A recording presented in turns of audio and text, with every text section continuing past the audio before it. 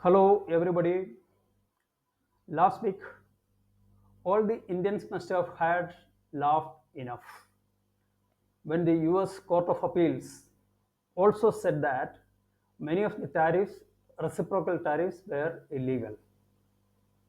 Means only the US Congress has the powers to fix tariff and not the President of US. Now the matter is being referred to Supreme Court. Trump is making all kind of threats against the courts by arguing that America will collapse if the tariffs are withdrawn. If the Supreme Court also decides against tariff, the impact can be unprecedented if the US Treasury has to return billions of dollars already collected back to the importers or its citizens. How it can be executed is also to be seen. Anyway, let us wait. It is true that when you get nervous, you lose your common sense. Contrary signals are coming from US, which are examples of this. 2 days ago, when Trump said that Modi is a good friend of him and US has an indispensable relationship with India, it seemed like a sign of melting the ice. But today, it is reported that there will be further tariffs on India and sanctions also being considered against countries that buy oil from Russia. Let us examine how US, a sovereign country, one of the sovereign countries, manages to impose sanctions on another sovereign country illegally and how we can circumvent that. Normally, only international institutions such as UN Security Council have the authority to impose sanctions in case of violations of any international law. The United States, being one of the sovereign countries, has no such powers as such legally. So, how they are doing it? It is done through the following three mechanisms.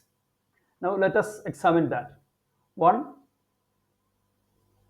about 60 to 70% of the world trade is being invoiced or billed in US dollars.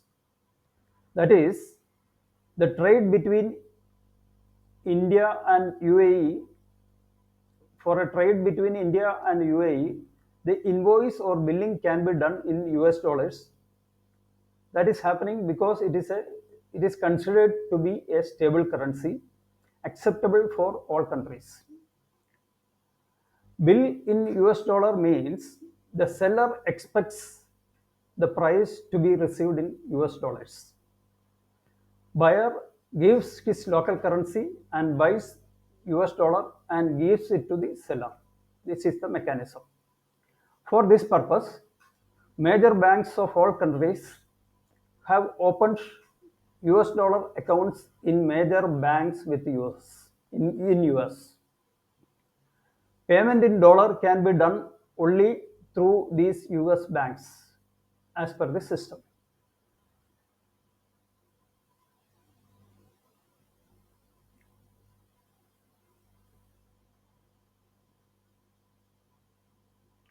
That is, even if the trade is not within, even if the trade is not with US,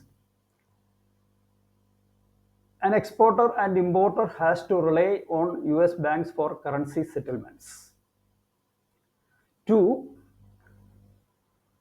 all these payments for the international trade are made based on coded messages sent via Swift machine, which is nothing but a modified machine of erstwhile telex. Swift means the Society for Worldwide interbank financial telecommunication.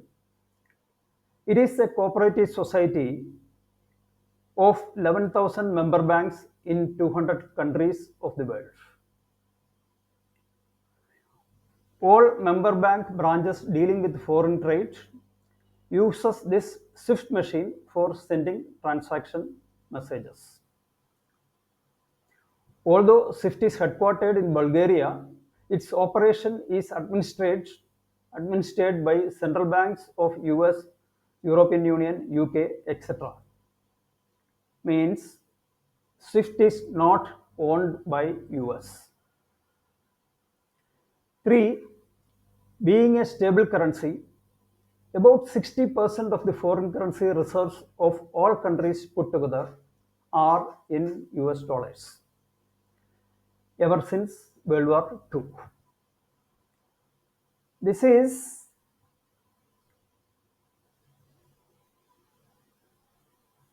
this is in the form of investment in American treasury bonds, which is effectively a borrowing for the US.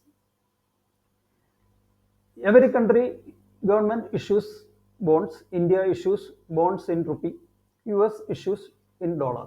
So almost all these countries are investing in the US treasury bonds, which is a borrowing by the US in other words.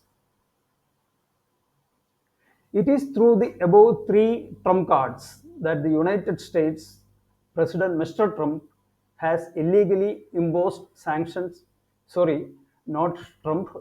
Before that, Mr. Biden has illegally imposed transactions on in, illegally imposed sanctions on Russia in 2022 during Ukraine war using non-existent powers.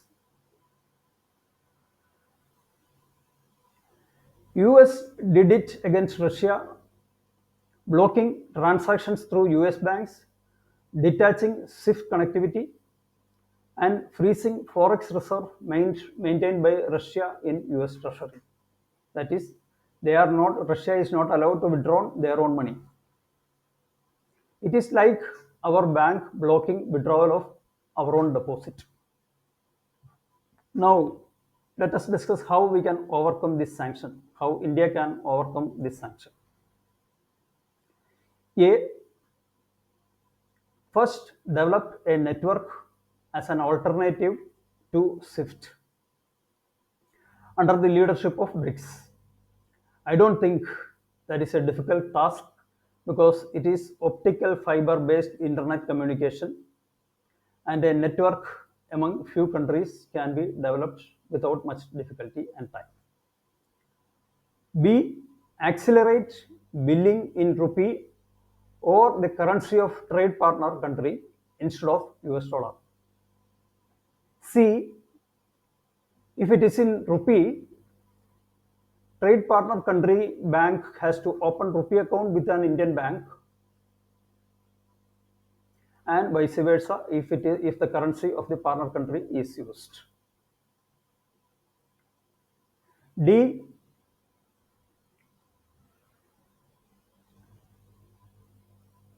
If about 50-20 large active countries join this group of BRICS or extended BRICS, we can call, the problem of trade imbalance also can be sorted out. I am saying this based on Russia experience with India under crude trades, where Russia had accumulation of rupee in the account, unable to utilize effectively in the absence of enough exports from India to Russia. So a trade imbalance is there, unfavorable trade balance. The currency so accumulated in one account can be sold to other countries who want rupee to pay off for Indian exports. That is, if a group of 15-20 countries are there, there will be demand for this rupee, and the other country who is has to pay off the seller, the exporter in India, can purchase this from the Russia, purchases from Russia. Now it is not happening because this transaction is happening only between Russia and India alone. It is a bilateral trade agreement. This process can create demand for these currencies. Mind it, this is one of the reasons for having higher demand for dollar always. The process of building in currencies other than dollar will reduce the demand for dollar and increase the demand for other currencies. This also will result into automatic reduction of foreign currency reserves being maintained in dollar and withdrawal of the existing forex reserve from US and invest in physical gold largely till a reliable currency is identified by all these group countries. This process also can weaken dollar and strengthen other currencies. This is exactly meant by de-dollarization, the initiative already taken by India by making rupee transactions effective in certain countries other than Russia and Iran also.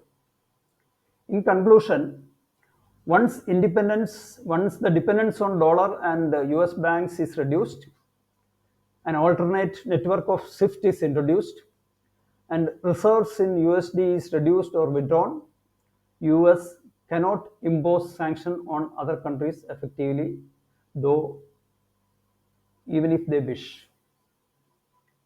Let us remember that US has unilaterally withdrawn the gold dollar parity, that is 35 pence of gold is equal to 35 pence of gold will be given whoever surrenders $1 promised under Bretton Woods Agreement in 1944 during the World War II.